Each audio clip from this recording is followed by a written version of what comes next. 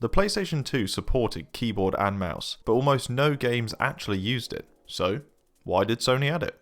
As I'm sure you've noticed if you've looked at a PlayStation 2 recently, it has 2 USB ports on the front.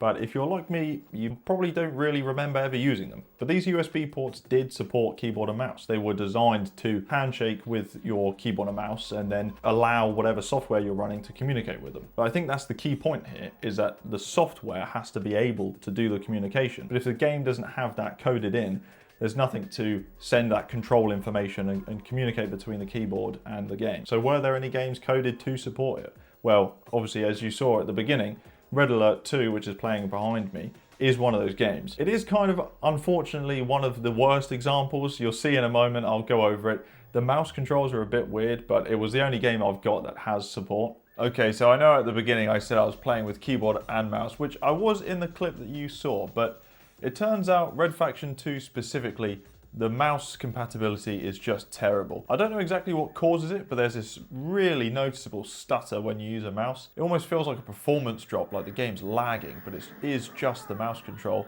As you can see, like switching between controller analog and mouse, it's so noticeable. It really is. It's almost unplayable. Well, it is unplayable, to be honest, with the mouse support. Which I suppose things like this, oddities like this, is also just another reason why it didn't really ever take off. That said though, the key binding options in the settings are actually really granular.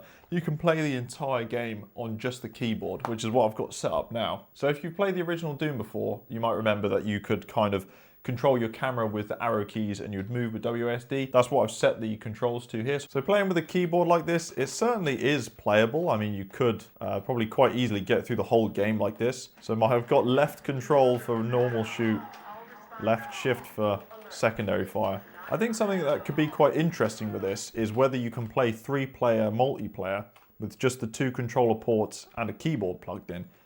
I don't know if 2 keyboards would work. I think that's a bit too ambitious. If you can get 4-player with... I'll have to check that out. I only have 1 keyboard right now, so I can't check. But if that means that you can play 4-player split screen with just 2 controllers and 2 keyboards and you don't need a multi-tap, actually thinking about it, I don't think that's going to be something possible, because right now I have to have the PS2 controller plugged in because you can't navigate the menu at all. So I don't know what the scenario is where you would choose this. Obviously, if the mouse worked how you would think a mouse would work, then you might be more inclined to play it like that. But with just the keyboard, I wouldn't say this is a better experience than with the controller. And since you have to have the controller anyway to get to the position where you can play with the keyboard, Red Faction 2 is one of the rare cases where keyboard and mouse support is actually implemented, but even here it feels limited compared to what you'd expect, especially considering the effort Sony must have gone through to add these USB ports to the console. So other than Red Faction 2, I believe Unreal Tournament, the port to PS2, does also have support, and some of the MMOs as well. Final Fantasy 11 and EverQuest have keyboard support, although I think it's just for chat. I'm not sure I don't think you can play the game with keyboard and mouse, it's just the chat. I couldn't find a complete list of all the compatible games. It seems a bit hit and miss. It's just kind of forum posts. So there's not really that much released that use the USB ports. Obviously you can use them for things like charging, powering a USB device, but not that much released that's specifically designed to be used. Which I think leads to an interesting point of why they kept the USB ports from revisions. It's not like it was just on the initial fat model and then they got rid of it when they moved to the slim. They realized, well, no one's really using these for anything, we'll just get rid of them. The fact that they're on all the revisions of the console means that this was people's jobs at Sony to make sure these worked on the board. You would have had the design team to figure out the placement, what looked best for the console, the engineers of how they're actually going to get it onto the board, and then the software team of how the operating system of the PlayStation 2 is going to interact with those USBs and allow devices to connect. So it wouldn't have been just we'll bang some USBs on. This would have been teams of people. You know, there might have been entire meetings about this, like, oh right, who's sorting out the USBs? Oh, it's that team over there. Okay, how are we getting on? It would have been hours and hours of work to get these USBs on the console and then also revise it for the Slim when that came out as well. It just seems odd that they'd put so much effort into it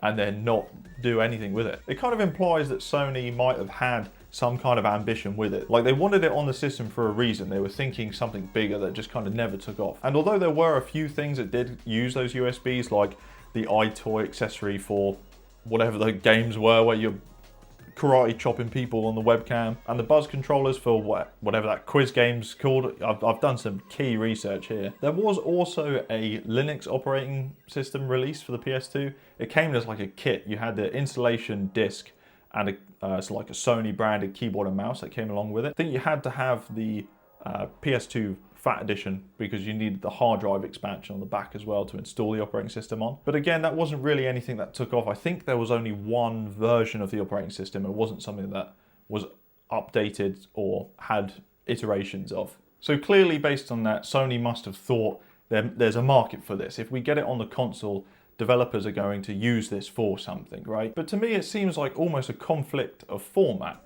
From my perspective, from what I remember, the PlayStation 2 was sold as almost a single kind of media machine. For the same price as a DVD player, you could have a new console that also played DVDs. It was kind of marketed like that, something that you would have in front of your TV as a kind of dual media system. It even has optical out on the back for connecting to some home theater speaker setup. So if that's the format that you're marketing your console to, how are you expecting anyone to use mouse and keyboard anyway? Other than just resting it on your lap, which I don't think anyone was bothering to do if you had a controller.